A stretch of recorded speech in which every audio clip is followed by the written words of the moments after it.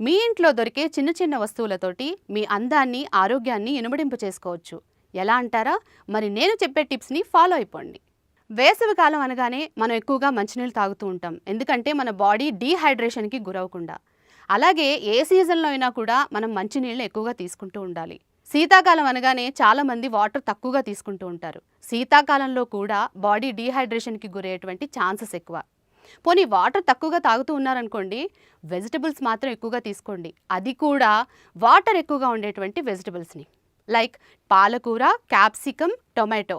ఇవి ఎక్కువగా మీరు వెజిటబుల్స్ తీసుకోవటం వల్ల ఏమవుతుందంటే వాటిలో ఉండేటువంటి వాటర్ కంటెంట్ వల్ల మన బాడీ డీహైడ్రేషన్కి గురయ్యే ఛాన్సెస్ తక్కువ.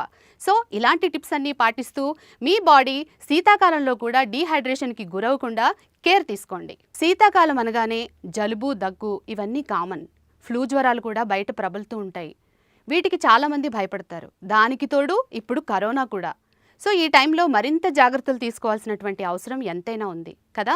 మరి ఈ టైంలో జలుబు చేయకుండా, ఒకవేళ జలుబు చేసినా కూడా ఎలాంటి టిప్స్ ఫాలో అవ్వాలి? మన ఇంట్లో ఉండే ఒక వస్తువుతోటి జలుబుని తగ్గించుకోవచ్చు. అదేంటి అంటారా? ప్రతి ఇంట్లో కూడా తులసి కోట ఉండకుండా ఉండదు, తులసి మొక్క ఉండకుండా ఉండదు కదా. సో తులసి ఆకుల్ని, ఒక గుప్పెడు తులసి ఆకులను తీసుకుని ఒక చిటికెడు రాళ్ళుప్పుతో మిక్స్ చేసి రసాన్ని తీసుకుని ఆ రసాన్ని తాగడం ద్వారా జలుబుని తగ్గించుకోవచ్చు. అలాగే చాలామంది గ్రీన్ టీ, బ్లాక్ టీ తాగుతూ ఉంటారు కదా. అలాగే తులసి ఆకులతో టీని ప్రిపేర్ చేసుకుని తాగడం ద్వారా కూడా జలుబుని తగ్గించుకోవచ్చు. ఇలాంటి ఇంట్రెస్టింగ్ వీడియోస్ కోసం తప్పకుండా మా ఛానల్ని సబ్స్క్రైబ్ చేయండి.